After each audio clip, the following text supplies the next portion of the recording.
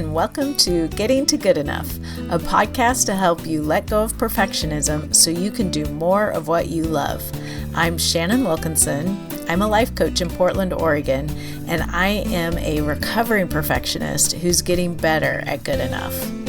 And I'm Janine Adams. I'm a certified professional organizer in St. Louis, Missouri, and I'm lucky enough to be naturally good at good enough. And today we are talking about getting back on track. Hello,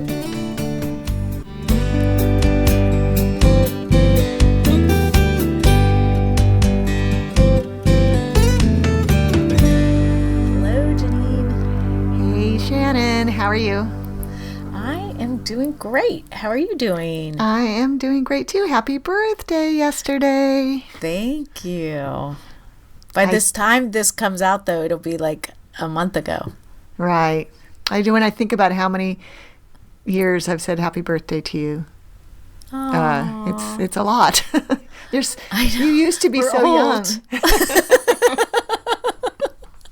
But you'll always be 5 years younger than me, Shannon, no matter how old you are. That's what I said to my husband last night. I said, you will always be older than me. Oh, by what? Just a month. Yeah. I never really got it when my parents said it, or, old people, but like, it doesn't, it's not that big of a deal when you get to a certain age.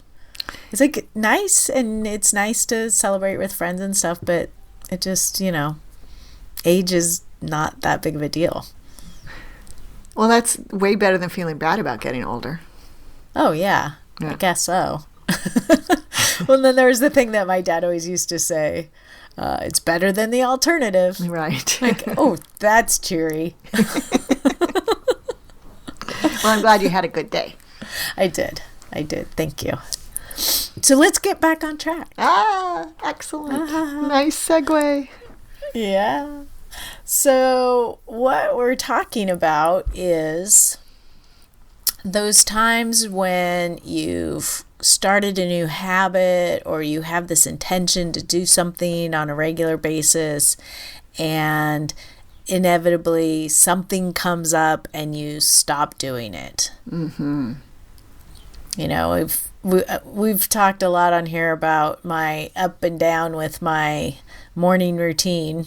Mm-hmm. And sometimes it seems like it's just so locked in solid, and then I'll get sick, or I'll go on vacation, or, whatever happens. And then I get out of the habit, and it's not just that I'm out of the habit, but I think, a lot of times there's some emotion involved in not having stayed with it that makes it harder to get back to it. Right, I think you're right. I was just thinking about daily habits, and how, for me anyway, having that chain, knowing I've done it every day, is so powerful. It keeps me going. And then when the chain gets broken because of outside circumstances, it feels like there's a phrase I'm trying to think of that is like your chain being broken. Adrift. That's it. Adrift. And yeah, it just feels bad. And it's like, oh, I can never start that again. But of course you can. I actually missed my first day of yoga in 95. It would have been day 95. Oh my goodness. In a row. And I didn't do it because I forgot to plan that I was going to a party.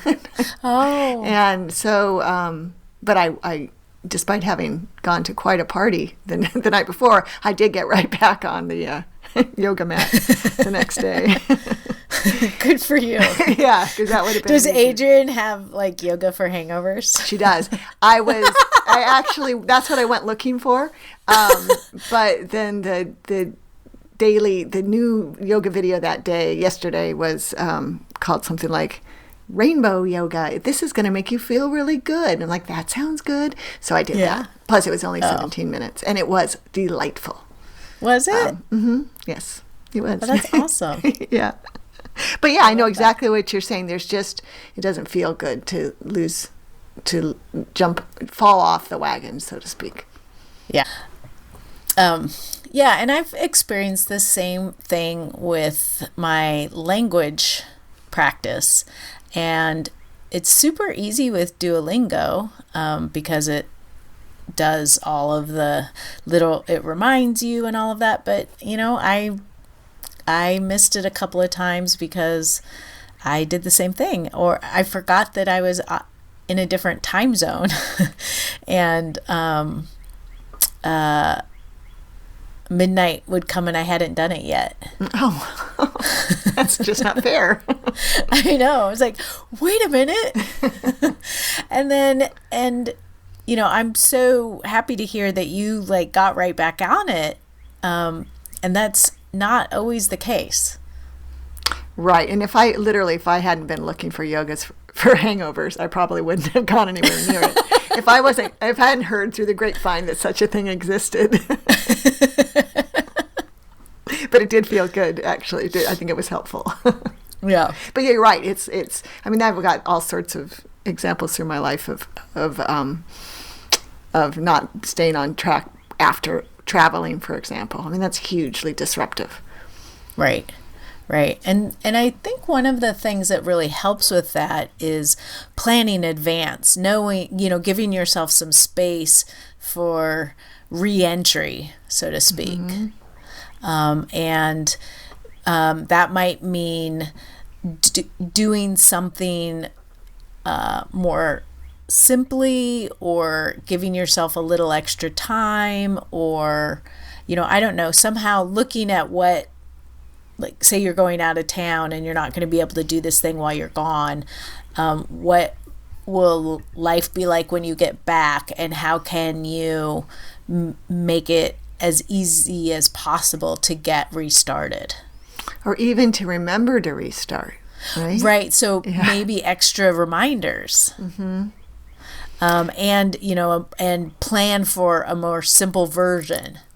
Mm-hmm. Oh, I like that. I've never actually done this, I don't think, where I've tried to plan for that reentry. I think that's a really great idea. Especially, I like the idea of having a light version of it, just to get you back into it. Yeah. Well, and you did that naturally, because you're naturally good at this, yesterday by, doing one of the videos that was only 17 minutes long. Right. The first one that struck you, and it was short, and you just went ahead and did it. Right. Yep. Instead of trying to find the right one to do. Right. Although now I want to, look at what yoga for hangovers is like. Right. I know. Actually, I should do that too. I'm no longer hungover, but I'd be curious to see if it's similar to rainbow yoga, which honestly you should try that, because there's something really charming about it. Yeah. And I'm taking a trip this week. I've got a few trips coming up in the next month or so. So I'm going to take this advice to heart, but I'm particularly interested to see how my yoga practice will fare as I'm traveling. I'm confident when I'm with my college buddies, I won't have a problem getting it done. But maybe when I'm at a conference, it'll be a little harder. And I'm pretty sure when I'm with my husband for a wedding trip, it's going to be really hard to do yoga. Yeah. But so maybe the part of the planning in advance is deciding what will count, even if it's not as much as you'd really like to be doing. Mm-hmm. Or, just letting myself not, give myself the weekend off. Right. And knowing that's not failure. That's just absolutely what it is. Yeah. Absolutely. And I think, especially in terms of yoga, that's very yoga-ish to give yourself the time off. Yeah. When it's too complicated to do, to do a whole video or do a whole routine or something. Yeah. Yeah. But boy, things like email routines, and there's so many things that are so much easier when handled regularly that can get you feeling really bogged down when you get home. Yeah. I had and you don't even have to necessarily go away for this to be a problem. Right. You can just be rolling along, keeping up with your email, and then you just have a more hectic day than normal or something, and then you have twice as much email in your inbox the next day, and it seems overwhelming, and you didn't do it yesterday, and next thing you know, you're really reluctant to get started on it. It snowballs. Yeah. I had a client who would struggle with stuff like that, feeling like she made a mistake and then like wouldn't be able to rectify that, so why bother? Mm-hmm.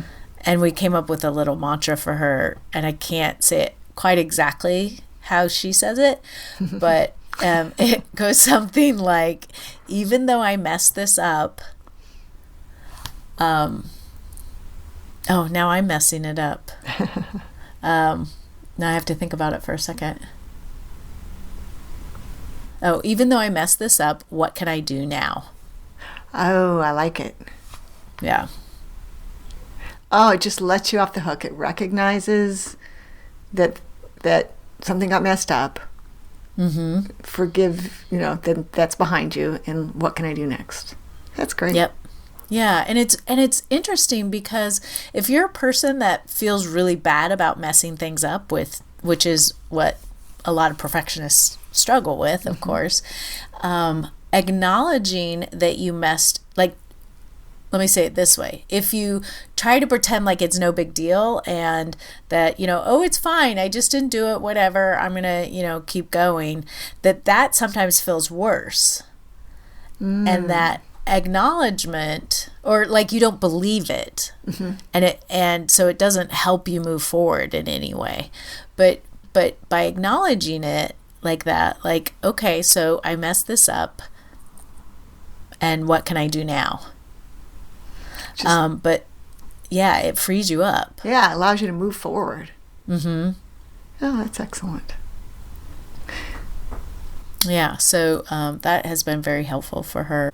The other thing that I noticed, as much as I love my, sort of don't break the chain things and keeping those streaks going, and they're so powerful, I think I've talked before that I'm using 2 different language apps, and one of them I've finished the, Portugal 1 or Portuguese 1, not Portugal. I've finished the first level of it, and the way it works, you have to either learn 3 new words or review like 30 or something, which is, sort of a big task, especially since I'm doing 2 different programs. But so I have decided that it's okay if I don't get credit for it, even if I do it, which, sounds sort of silly, but it was a big thing because I was like getting stressed out about like, God, how much do I have to do of this to get credit for it? And it could take like, 20 minutes or something when it should only be taking 5 minutes.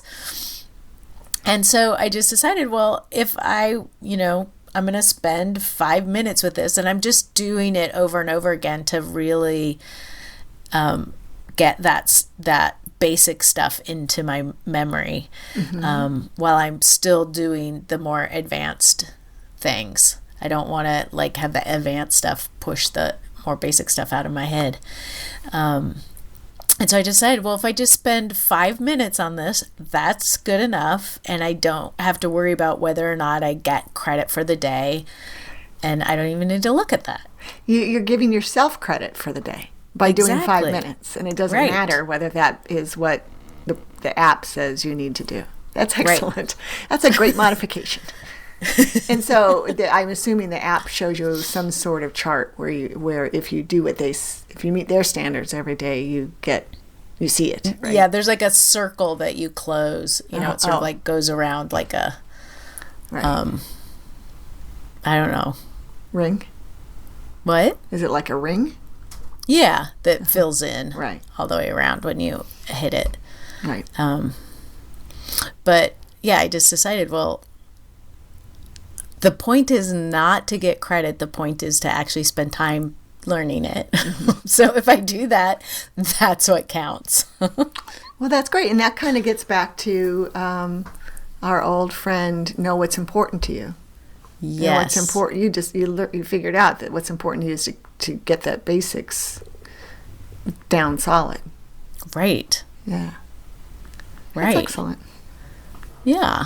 And that's so true in all of these things, and all the other examples I can think of is it's a little bit easy to get caught up in the habit for habit's sake, as opposed to the reason why you wanted to start the habit or maintain the habit.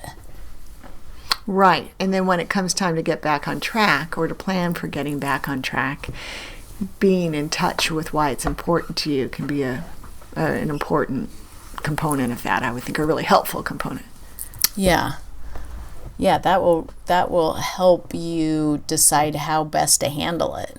Yeah, because if you're just doing it to keep your chain going so you can brag about your chain, or to yourself or somebody else, then once it's broken, it's really hard to come back to it. But if you know why you started the chain in the first place, it would be easier to get back to it. Yeah. I'm getting it now. It makes total sense, doesn't it? It does, yes. And I'm truly finding it very helpful as I anticipate my disruptions in my routine that are coming up. Yeah. Yeah. Well, can you think of, as we've been talking, is there anything else that sort of comes to you of ways that you might want to manage these things when you're traveling? It seems like the whole idea of starting before I leave to think about what it's going to be like when I come back is really smart. And I can see myself sort of leaving a note on my desk. In my ideal world, my desk will be cleared off, and then I'll have a note in the middle of it with like 3 things I want to address when I get started. I already have a Post-it note on my bulletin board of the 4 things I like to do every day. So I'll be consulting that. But I like the idea of leaving myself a little note to my future. Yeah. It's like, this is, you can do it. Let's get back into this. Let's get back on track. Oh, that's a great idea. Yeah. I love that. And then it's such a gentle way to sort of ease back into things after you've been gone. Right, and also building that buffer we've talked about on the podcast before, of not scheduling client appointments the morning after I get back, but rather giving myself the day to re-enter and get back on track. Yeah, and that's like, I think I've mentioned before that we've started coming home from trips, if we can, longer trips, coming home on Saturday to give ourselves Sunday to kind of get reorganized and ready for Monday, so that Monday feels much more productive than if we had squeezed the last minutes out of our trip and come home Sunday night. Well, and it makes coming home so much more attractive. Yeah, knowing that you're not going right back to work on Monday morning. Yeah. So since I get to control my time completely, I can build that Sunday into whatever day of the week it happens to be. Yeah. Which is really nice. I know. We are lucky that way. Absolutely. What else? And then, thinking about how I might accomplish the things that are important to me, like the yoga, while I'm away. Like I already emailed my friend and said, do you have a yoga mat you can lend me while I'm there? An extra one you can lend me while I'm there. And she said yes, so I don't have to worry about that. And then I asked another friend who's going to the same conference I'm going to, do you take a yoga mat with you? Because I know she does yoga every day. And she said, no, I just use a hotel towel on the carpet. So I'm not doing downward dog on the carpet. Right. So, I'm trying to think about those things, but mostly just the yoga. I haven't really thought about any other, I'm apparently not caring that much about my email or my blogging. Like I haven't been planning for that, but I will need to continue blogging while I'm away probably. Yeah.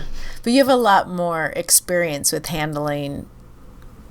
keeping up with blogging during a variety of circumstances. Right, that's true. Or choosing to alter your schedule. Right. Yeah, and the yoga is newer. And I have taken one trip since I started it, and I did manage to do it every day because I was at a friend's house, and she does it too, so we did it together. That's awesome. Yeah, it really is. And when I come to your house, we can do yoga together if you'd like. Yay! I haven't been doing very much yoga because of this ankle thing that's still going on, and and then a friend of mine sent me a link to all of Adrienne's chair yoga videos. Wow! Yeah. She has everything. She does. And I'm looking up. She has wheelchair yoga. Bless her heart. Oh, that's excellent. I know. I was just thinking, I bet there's videos from Adrienne that you could do. I didn't think about chair yoga. That's great. So have you tried it? Well, you know what? I was really proud of myself. I got the email and I clicked on it, and the very first thing that I saw was like, yoga at your desk or something like that. And it was only 7 minutes long. And so I just went ahead and did it right then. And it felt so good. Oh, that's great. Wow. Yeah. Hey.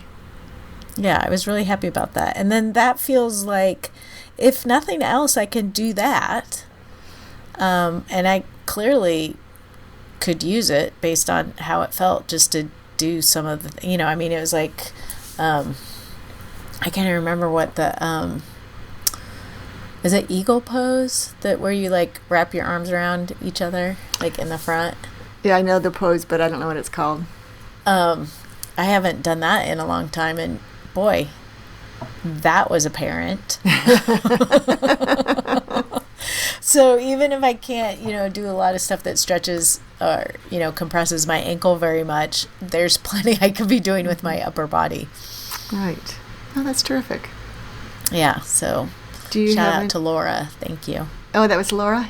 Yeah. Yay. I thought to myself, I literally thought this. I thought, what a lovely thing for Shannon's friend to do. And then I thought, I bet it was Laura. I wonder if Laura does yoga. I really did. Yay, Laura, we love you.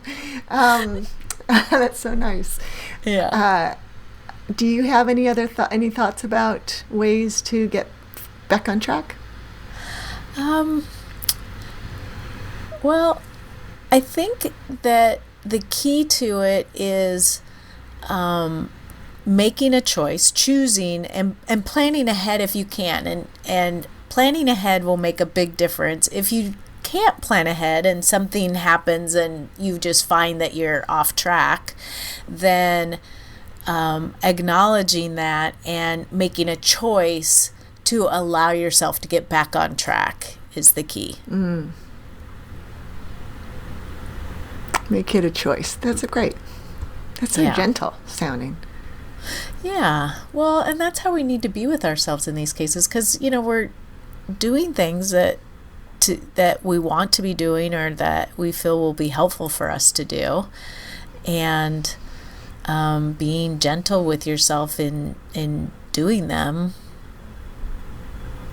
is, it just seems like the best way to handle it. Absolutely. The kindest way to handle it. And the most productive way to handle it, really. Yeah. Yeah. Right. And as I'm saying that, I'm thinking, well, there's plenty of stuff that I don't want to be doing and I don't think is necessarily good for me, but I still feel like I have to do, like, dealing with email and stuff. And then I think, well, actually, when I think about, like, why is that important to me, then it does, again, become a choice for me rather than a chore that I have to do. Right. Well, and dealing with email is good for you, I think. I mean, there's good stuff in there. There can't be. There can be. I love checking the getting to good enough email address. I know, it's so much fun. Yeah. But I hear what you're saying. Yeah.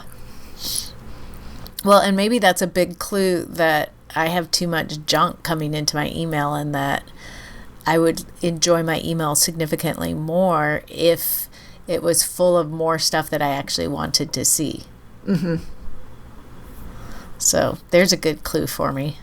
Yeah, maybe do some unsubscribing or whatever. Yeah. And then as we're talking about this, it reminds me I wrote some time ago a blog post that I think it was called Build a Bridge to Monday or something like that. Mm-hmm. And it was about kind of what we're talking about. It was more about going from just over the weekend, but it's the same sort of thing that you were saying of leaving yourself a note. And so, leaving yourself, creating a bridge that helps you start when you're back with more ease, so you don't have to spend a bunch of time thinking about, like, where was I? What was I doing? Mm-hmm. What's most important to do now? That's a really nice way to start. Well, I love the imagery of a bridge, first of all. I think that's great. And also, it made me think how much more at ease my mind will be, because I won't be thinking about what the things I have to get done and then try and make sure I remember to do them. I mean, that's where I get wrapped up. So I know if I start a list, I'll probably do it in Evernote or Trello or something, but also leave myself a nice little note, and then I can add to that list as things might occur to me or just come up while I'm away. But it'll free up my mind, which is, so I can enjoy myself. That's huge. Yeah. I didn't really think about it in context of, like, allowing yourself to enjoy your trip, knowing that it's all taken care of for when you get back. Yeah, I won't have to give it a thought. I love it. I'm excited. I leave in just 2 days, so I'll really get to put this into action. Ooh, so maybe because you'll be back before this goes live, maybe you can report back in the show notes. Oh, okay. That's a great idea. That'd be super fun. So anything else to talk about getting back on track? I don't think so. I think it's a delightful idea. So yeah, I know it's a nice way to be nice to yourself. Exactly. We're always looking for that. Yeah. All right. Well, we would love to hear from you. When do you find yourself struggling with this? We would love to hear if you try any of these ideas and if it helps you get back on track with greater ease. You can leave us a voicemail at 413-424-GTGE. That's 4843. You can email us at hello@gettingtogoodenough.com or leave a comment on the show notes at gettingtogoodenough.com. You will also find links to our social media profiles there. And for now, thank you for listening. This is Shannon Wilkinson in Portland, Oregon. And Janine Adams in St. Louis, Missouri. And we hope that good enough is getting easier for you.